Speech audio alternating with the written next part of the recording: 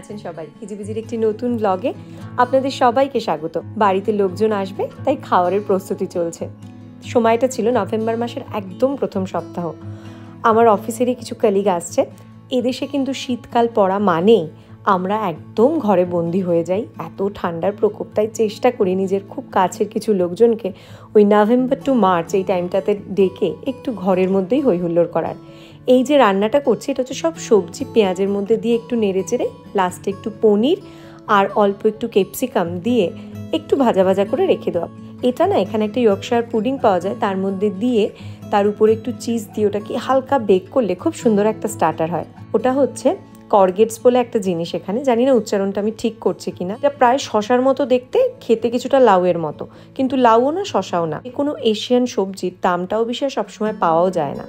তাই একবার এইটা দিয়েই আমি একটা উচ্ছে ডাল করেছিলাম, দেখলাম ভালো লাগছে। তারপর এক বন্ধুর বাড়িতে এই করগেটস দিয়ে চিংড়ি মাছ দিয়ে একটা লাউ চিংড়ির প্রিপারেশন খেলাম, বেশ ভালো লাগলো।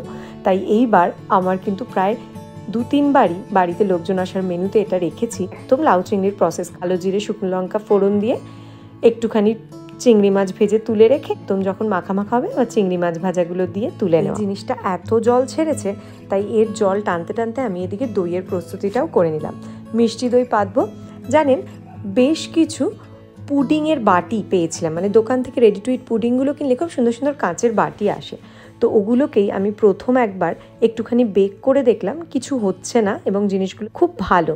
তো এগুলোকে আমি ধুয়ে টুয়ে রেখে দিয়েছিলাম। এখন বাড়িতে লোক এলে এগুলোতেই ছোটো ছোটো করে দই পাতলে বেশ ওই ছোটো ছোটো ভাঁড়ে দই খাওয়ার মতো একটু ফিল আসে। চাটনিটাও করে রাখলাম। এগুলো সব কিন্তু বৃহস্পতিবার রাত্রে, কারণ শুক্রবার বিকালে আমার বাড়িতে লোক আসবে আর শুক্রবার আমার ফুল ডে অফিস।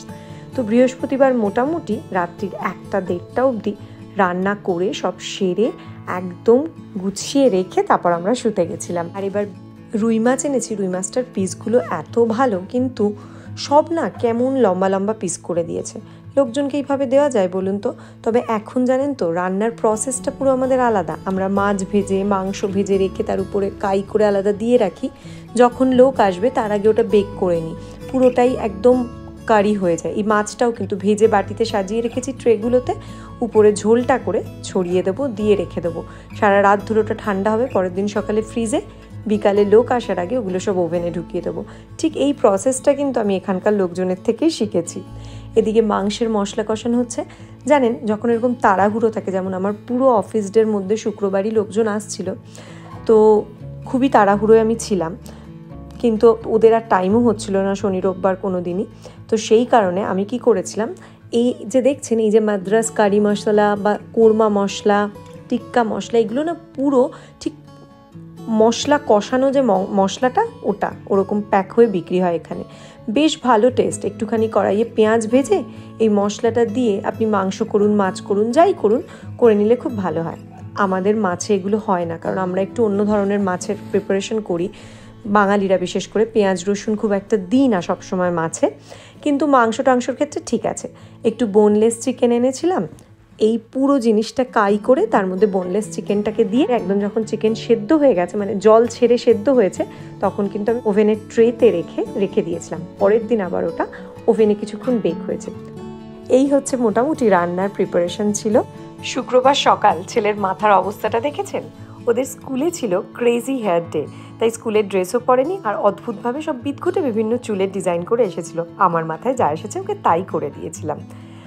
শুক্রবারটা প্রচণ্ড বিজি ছিল, আর পুরো দিনে কখনো ভিডিও করার কথা মাথায়ও আসেনি।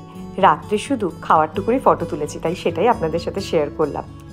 হই হুল্লোড় করে শুক্রবার রাত্রিটা তো দারুণ কাটলো। আমাদের সব আড্ডা শেষ হয়েছিল প্রায় রাত্রি 2-2:30। তার পরের দিন সকালে, মানে শনিবার, ঘুম থেকে উঠেই প্রচণ্ড কুনকুনে ঠান্ডা।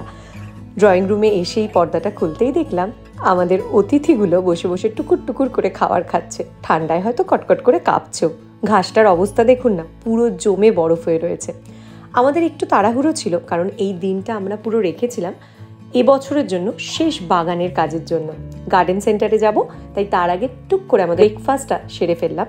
ব্রেকফাস্টে ছিল জিনুর পছন্দের প্যানকেক, তার সাথে একটু ফ্রুটস আর একটা ডিমের পোচ। এই ডিমের পোচ বানানোর জন্য এই বাটিটা কিনেছি। মাইক্রোওভেনে 30 সেকেন্ডে ডিমের পোচ হয়ে যায়, খুব সুবিধা, জানেন, তেলও লাগে না। এরকম একটা পছন্দের ব্রেকফাস্ট পেলে জিনুর মুখে আর কোনো কথা থাকে না, তখন আর খাড়ে খাড়ে করতেও হয় না। ওর দারুণ মজা। যাই হোক, খাওয়া দাওয়া সেরে তো আমরা গার্ডেন সেন্টারে গেলাম। চলুন এবছরের মতো শেষ দিনের জন্য গার্ডেন সেন্টার ঘুরে আসি। দেখেছেন কাঠের ছোট ছোট ছোট ছোট গার্ডেন হাউস। এই হাউসগুলো বিভিন্ন কাজে ইউজ করে, কারুর পেট হাউস, কারুর বসে একটু চা খাওয়ার, একটু আড্ডা দেওয়ার, নানান ধরনের শৌখিনতা।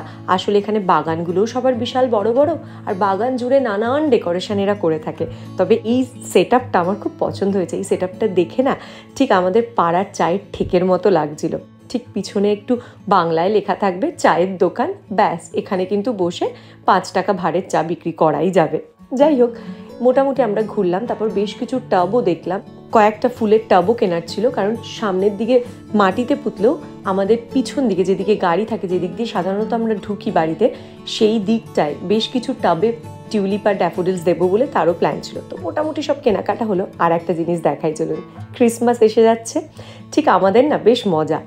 আমাদের দুর্গাপুজো, লক্ষ্মী পুজো, কালী পুজো কাটতে না কাটতে ক্রিসমাস ভাইব শুরু হয়ে যায়। প্রত্যেকটা দোকান ভরে গেছে ক্রিসমাসের ডেকোরেশনে। আর এই দেখুন প্রচুর ক্রিসমাস ট্রি। এগুলো না সব একদম আস্তে আস্তে গাছ আসে, আর বিশ্বাস করুন এই নভেম্বর শুরুতে আছে, কিছুদিন পরে এগুলোর একটারও দেখা মিলবে না। এই দোকানগুলোয় ঘুরে ঘুরে ক্রিসমাসের ডেকোরেশনগুলো দেখতে কিন্তু খুব ভালো লাগে। তার সাথে যদিও জানেন, বাগানের কেনাকাটার সাথে একটা ইনডোর প্ল্যান্টও কিনে ফেললাম। এই গাছটা কেনার আমার বহু দিনের শখ ছিল। বলতে পারেন নভেম্বর মাসের শুরুতেই আমার একটা দারুণ প্রাপ্তিযোগ ছিল কপালে, তাই এটা পেলাম। এখানেই গল্প শেষ করছি। দেখা হবে পরের কোনো ব্লগে। জানি না 2-3 দিনের এরকম 5 মেশালি গল্প মেশানো এই ব্লগটি আপনাদের কেমন লাগলো। ভালো লাগলে অবশ্যই একটু কমেন্টে জানাবেন। ভালো থাকবেন। দেখা হবে পরের কোনো ব্লগে। আর অবশ্যই প্লিজ প্লিজ প্লিজ ব্লগটি ভালো লেগে থাকলে একটু শেয়ার করবেন, আর আমার পেজটিকে সাবস্ক্রাইব করবেন। টাটা।